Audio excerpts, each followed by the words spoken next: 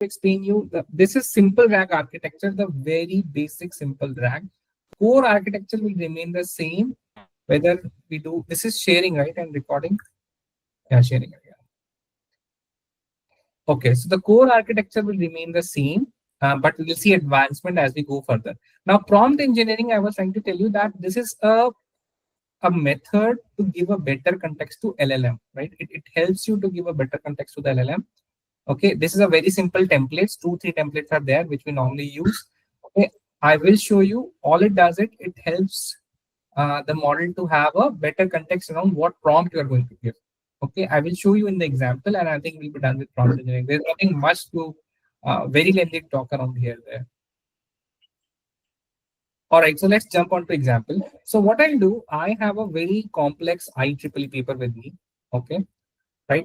This paper is, it's published in March 2024, and Tiny Llama is trained somewhere in the 2023 December, right? The model is trained up to that part. So if I give this paper, if I ask anything around this paper, it is expected that that model, Tiny Llama model, will not be able to respond around that. Okay, this is a very, very complicated, some electronics paper is there. Okay, if we go ahead and try to ask, so let's say I have a query from this. Okay, I do not understand this paper, but I'm trying to show you the way things work. Okay, if I try to ask this, what solution are proposed for enabling reverse conductive capability of GAN, right? If I go and ask this model right now, chances are, I mean, of course, this is getting upgraded every day, but there's a very high chance that it will not be able to give an answer to this. Okay, where did it go? A model card here. So if I give this, it might say something, but it might not be as accurate as explained in paper, right? So it will take its own time, let it take, but I've captured the response. Okay. As I said, Hugging Face, Google Colab, they are free, but they do take time because, it's a shared infrastructure. Okay. So if I ask this question, something like this, to enable reverse conduction capability GAN, something of this sort will come, which is not very accurate. Okay. This is based on the prior knowledge. And whereas this thing has changed with the concept, once this paper was brought in, this thing is completely changed. This paper talks about the change in this technology. Okay. So now we'll try to augment Tiny Llama model. This is the model, Tiny Llama hosted on Hugging Face. We'll try to make Tiny Llama understand this paper. Okay, that's our goal. Again, I'm repeating, this is a very, very common use case. Most likely, if you do anything with LLM, you will do RAG. Okay, and up to 2024, everybody was doing this only. People were like feeding 20,000, 30,000 company proprietary data and trying to do RAG on top of it. Like, whole knowledge base, all SharePoint. I think each of your company must be having SharePoints or internal Wikipedias. All that were done to, via RAG to LLMs.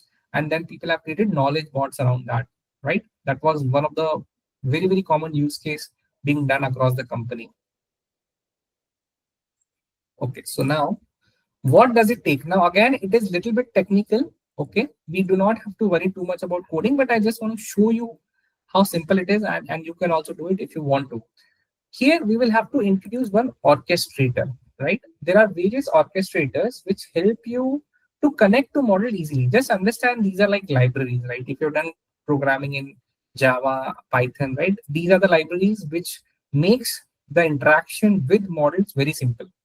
Llama index is one of them. Okay, LangChain is one of them. LangGraph is one of them. This is from the LangChain families. Llama is from the Llama family itself. And there are more such orchestrators available. We call them orchestrator because it helps you to connect to the model. When you send a query, it helps you to get you that answer. It helps you pulling the embeddings out of it. So these are the various kind of libraries or orchestrator, as you call them. When we will talk about agents, that time we will see something, another library called LangChain, LangGraph, or 2.2.2. Okay, those are frameworks. These are orchestrators. So we need some library which helps us to connect to that. So these are those library, okay, which will help us to connect to the model hosted on Hugging Face. Sentence transformer. Again, I assume we need to know the language of the model so that we can convert our documents to that model, that language. That is where sentence transformer comes in. Okay, transformer library is the basic library to do the translation. Okay, And this is the embeddings, the embedding layer which we have to create in the vector database. Now there are multiple options when you which vector database you want to select. You can select in-memory databases, you can select PyCon, you can store ChromaDB. When you are building a use case for your company where, as I said, the base model will not be changed, where you want to maintain the data which has been pushed through vector DB, then you will use a proper vector DB. Right now, proper means which can retain, like the way we have SQL and other databases, right? Where you can retain information, you like to use that. Okay, here we'll use in-memory database. In-memory means as soon as I run this code, it will go away, right? And I'm done with that and I close this notebook, it goes away. Okay, so there is whole bunch of companies coming up with tons of vector DBs. You can select whichever suits you best. Okay, you know, there are many options there. And if you go to hyperscalers have made it all the more simple. You can just do drag drop of your documents and you can do RAG. You do not even have to write the code. Everywhere RAG studios are available, be it Azure, be it Gemini, Google, or AWS. You have this now. This is like very very simplified thing. Okay, it connects to, if you talk of AWS, it connects to S3 bucket. Just drag drop it, give the bucket link, press a button, and your vector DB in AWS, whatever maybe OpenSearch or vector search DB that you've selected, it gets created. So what we'll do, we will give, first of all, we'll give the source, load my data. So this is the location where I've uploaded my PDF. Okay, only one PDF. You can have n number of PDFs, not a problem there. Okay, then this is the prompt I'm trying to say. This is just to improve the answer. Okay, you are a question answer assistant. Your goal is to answer the question as accurate as possible. This precisely is prompt engineering. Prompts can be as big as you like. I think those who are using LinkedIn, right, too much, there will be one post which keeps coming again and again. You are not using LLM in the right way. You're not using ChatGPT in the right way. 10 prompts to make your resume better, right? So that kind of prompts keep coming. So these are, just assume that this helps to give a context to LLM and your answer gets better. This is entire prompt engineering. It is just a simple English prompt, that's all it. These prompts can run into pages.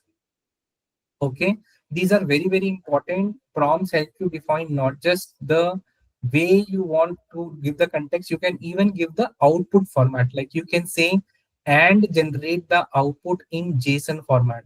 Okay, now the prompts have become so powerful. You can do one-shot programming. Like if I one-shot programming, we will see that one-shot learning. Okay, where you can say that if this is asked, then answer is this, so that it knows that such kind of question comes, then I have to answer this way, right? But it is simple string. There is no programming here. There's no library here. Everything would be dumped into the string only. Okay. Now this is where we are connected to Hugging Face. When we run this code, it will ask for Hugging Face token. Okay, and it will get that token. Then this is where you connect to the LLM. This is the primary code that we use to connect to LLM. Writing this code, I am connected to this model and I can invoke it using my API. Okay, this loads the model. Okay, this is where I am going to create, my vector store. Okay, here I am trying to just assume this is like, setting certain parameters. Okay, sentence splitters, I told you I have to break my PDFs into chunk. I cannot give a 18-page PDF as one chunk because that much big input cannot be given to LLM. Okay, and then this is my DB. I'm using in-memory DB. You can use any other DB. That's not a problem. It should be vector DB, right? What is my query? Provide a summary of a document. And if I ask this question now, I get output in such a nice format. And, I have not tried to match it, but you can look at it, but definitely it is coming from the knowledge of this document, right?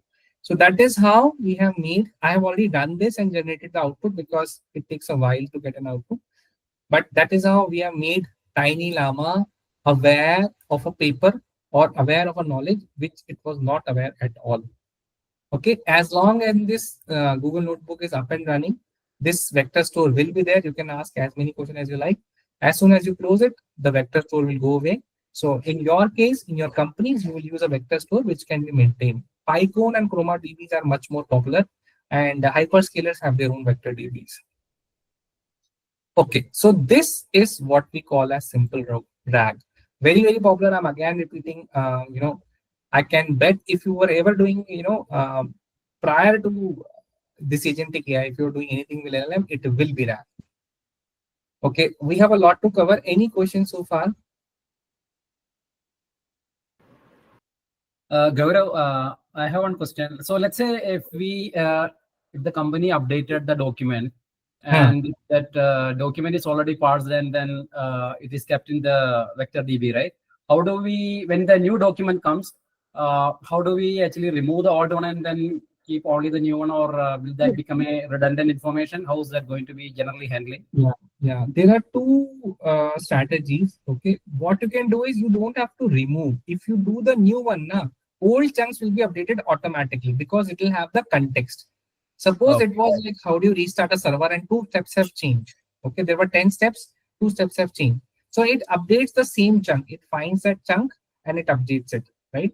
But if you have completely removed that information, that is now servers cannot be restarted. That information has to be removed completely. It is no more relevant only. Okay, that is slightly complex. You have to do indexing. Okay, what happens is when we create knowledge bases, we can give various indexes. Okay, then you will have to either delete that index, recreate it. I mean, that is the only option so far. Some databases might give this option more, but right now, you will have to see here. What I'm doing is I'm just uploading it as a one chunk. I don't care about index because I'm only showing you example. Okay, typically what will happen is you will upload a document with a document ID. Okay, and what you'll do, you can delete that document only. Okay. Yeah. Thank you, Gaurav. And all this bad jobs. There are bad jobs. Companies will launch multiple bad jobs which keep running over the night. So you will have a knowledge repository like a SharePoint or something. It detects the change and the job will run. That is known as, we are not going to talk about, I do not cover LLM ops, like which is like an AI ops thing. So this is known as LLM ops, the data pipeline, right? So this is a very good example of what will be my data pipeline, right? So you need to build such kind of pipelines. This was a very good question. So this becomes a part of ML, machine learning ops, like we have DevOps, right? So in AI, we will have something which is known as ML, machine learning ops, okay, LLM ops, or typically people cover it under one bracket, which is known as AI ops. So DevOps has changed to AI ops. Yeah, please, next question. Yeah. Okay, thank you. Yeah, thank you, Gaurav. Gaurav, have you seen any comparison of RAG with the fine-tuning piece of it? There's always a debate saying which is better. Correct. Right. Yeah. So have you tried any fine-tuning? I know open models cannot be fine-tuned because the weights are not there. But sorry, closed model cannot be fine-tuned. Yes. But have you tried seeing that comparison? Yeah. Okay, so I will. Can I know who is this talking? Arun, right? Sunil. Sunil, yeah. Okay, so Sunil, what I'll do is I have a fine tuning whole Python notebook. We have done a fine tuning for Gemma 2 model, and I'll share with you later on. Just give me your Gmail ID. But let's answer this question: where do we use RAG? You are perfectly spot on that there is a debate between RAG and fine tuning. So you will use fine tuning where you are expecting a very fixed question. Okay, questions are precise. For example, I was training this data on a database and I am going to run queries on top of it, right? Now, when my database has a fixed schema, right? Let's say there's a customer database. Customer database will have, let's say, 12 columns. So whatever you do, your question is going to be around those 12 columns only. Okay. You want to restrict it to the 12 columns, and around that 12 columns, like let's say you can formulate 40 queries, right? Select A, select B, select C, select A, B, C, like that, right? So your data is very, very finite. Okay. You want these questions, you are expecting such questions to come. And so when I say get me the customer data, it should become select star, get me the customer name from this, from the table uploaded, right? So this prompt should get converted to select customer name from customer table. So you know, right? This is what LLM has to generate, a fixed finite query, technical query. That's where you go for fine tuning, where your data is very, very limited and clearly defined. Where your data is very generic, 20,000 PDFs, and it can cover multiple knowledge courses, you go for RAG. That's the high level, idea of it. In my FDP sessions, which goes for 4 or 5 days, we do fine tuning also. and I'll share the Python notebook with you for Gemma fine tuning. In fine tuning, we have to talk a little technical. There are concepts like LoRa, QLoRa. There are terminologies which we have to go a little more detail into understanding each and every parameter. But I can share those details with you. High level, if your data is huge, questions can be anything, anywhere, RAG. If your data is small, finite, fix it, fine tuning. One other very important difference is in fine tuning, your model will get changed. Okay, you will generate a new model out of it. It will become, let's say this model is Tiny Llama 1.51b. It will become Tiny Llama 1.1b Gaurav Gupta. The model will change. Okay. Yeah, the weights will change. Yeah, it will not be tiny. It's not an augmentation. It's an actual change to the model. So you need to download them, and that is where I think the discussion comes about GPU. NVIDIA comes into picture, right? We say that we need more GPUs for training, right? That's where AWS launching chips, Infinia chips, Titania chips, right? And they are launching big VM size, so you can take a VM. So the notebook that I'll share, if you want to train it on 30,000 data set, it takes overnight. You can run it for the night. 5 to 6 hours, it can, those who are comfortable, those who know T4 sizing in AWS, it'll take an overnight 6 hours, and in the morning when you come, you'll have the training done. Yeah, but the advantage there, the inferencing is very fast. Very fast. Because the model is already trained, so you have and a very quick answer. Correct, and you avoid hallucination to a lot more, level, right? This might still hallucinate, and we are going to see why we do advanced track for that. Okay. Okay, see, you will hear a lot of these names, orchestrator frameworks. This makes working with LLMs very easy. Okay, as I said, there are many of them. Okay, there's a huge, I will share one website which keeps updating how many of them are available. So you need to be, just see which one you are comfortable with, okay, and use that. Okay. Or you can do plain Python coding, but for learning purposes, using a framework, using a library generally speed ups your work rather than going native Python. Okay. Or as I said, when you use something so much, right, definitely people start finding issues with that. Okay. And that's where three concepts are coming. Okay, it's 2:43 already. There are three important concepts to talk about. One is known as advanced track. Okay. I'll show you how it